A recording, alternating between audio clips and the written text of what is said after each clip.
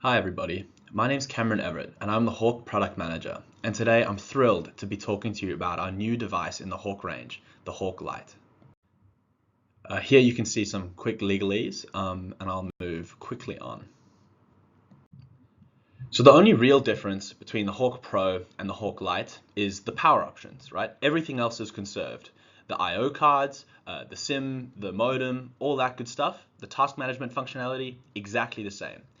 But the power options is where it differs. So the Hawk Pro, as you may well know, has two power options.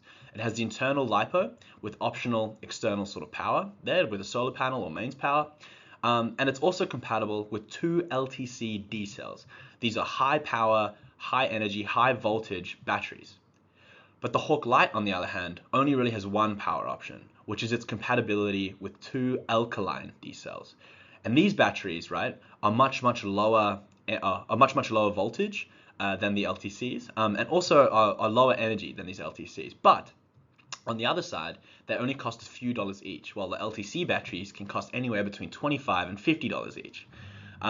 In addition, these alkalines are much easier to source, right? And they're much easier to ship.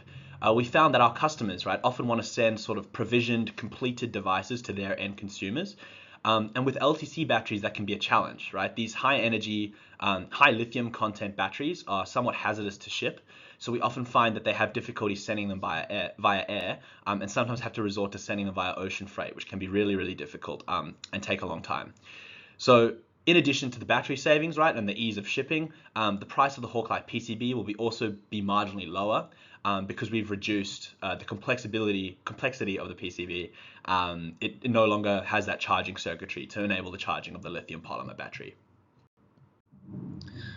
Great, so let's talk specifically a little bit about the actual battery options here between the Hawk Pro and the Hawk Lite. So if you're using the Hawk Pro in one of our D-cell housings, you'll likely be using a battery like this Saft here, the Saft LSH20. So it's an excellent LTC, and it comes in series at about 7.2 volts, 13 amp hours, which gives you about 93.6 watt hours.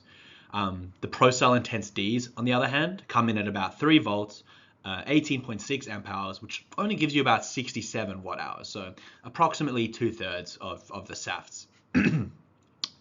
However, like I mentioned before, these batteries are a fraction of the price, so you're getting about 2/3 of the energy for maybe even up to a tenth of the cost. However, it's important to keep in mind that other properties differ too.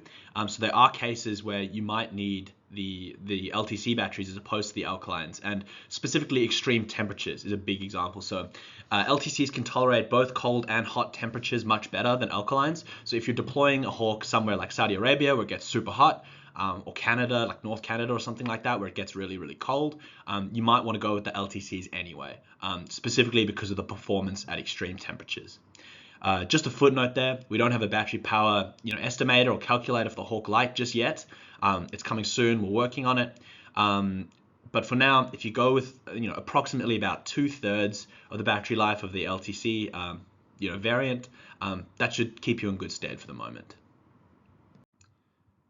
Alongside the Hawk Lite launch, we're also introducing a new housing variant of the Hawk. So it's very similar to our existing 2D housing, but it doesn't have a gore vent, right? So this variant is about $10 cheaper than the 2D housing with the gore vent.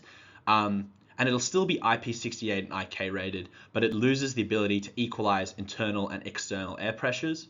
The reason we have the gore vent in the first place, right, is to help with applications that are likely to undergo rapid cooling, right? So and therefore get a pressure differential that can allow water to get sucked in through the seal. So a prime example is irrigation, right, in agriculture. So you've got the Hawk sitting out there in the sun, measuring soil moisture. It's hot, it gets heated up. Water gets sprayed on it as a part of the sprinkler system, and it cools down rapidly, right? The air inside, basically like decreases in pressure. You get negative pressure, and then it ends up sucking in water through the seal. So that's why we have the gore vent in the first place. But for applications, where the device is actually just deployed inside a building or something like that, you might not need the gore vent, so you can get this variant of the housing without a gore vent and save about $10 Australian per device. So I've kind of outlined a couple of use cases of the Hawk Pro versus the Hawk Lite, when you might want to buy one versus the other. We can go through it really quickly, but for example, something like a weather station, right, that's really power hungry, you probably want a Hawk Pro, either with the LTCs or with the solar panel and the internal lithium polymer battery. But for something like, seasonal soil moisture, right, where the devices are getting removed from the field every growing season, maybe a Hawk Lite is a good option. Yeah, soil moisture probes, they're low power. You're taking the devices out every season. It's easy to replace batteries if you need to. Something like that, the Hawk Lite could be great. Or for example, Bluetooth gateway, right? If you're just doing periodic scanning, the Hawk Lite could be a good option. But if you're looking at continuous, more power hungry stuff, the Hawk Pro is probably the best bet. Or something like line fault monitoring, where you're just monitoring a digital input for a change, like a read switch or something like that. The Hawk Lite could be a good option there as well, because you're basically only using power on an interrupt. So it's a pretty rare occasion. And you can save a bit of money by going with the Hawk Lite, lower cost batteries, lower cost PCB. And yeah, that's pretty much it. So NPI units are available right now. So please contact your local Digital Metal branch if you'd like to get your hands on a unit or two. Numbers are extremely limited at the moment, but in a month we'll be launching the Hawk Lite properly, and we'll have full stock, available for mass ordering. And yeah, please contact support with any questions. And thank you for listening. Appreciate your time.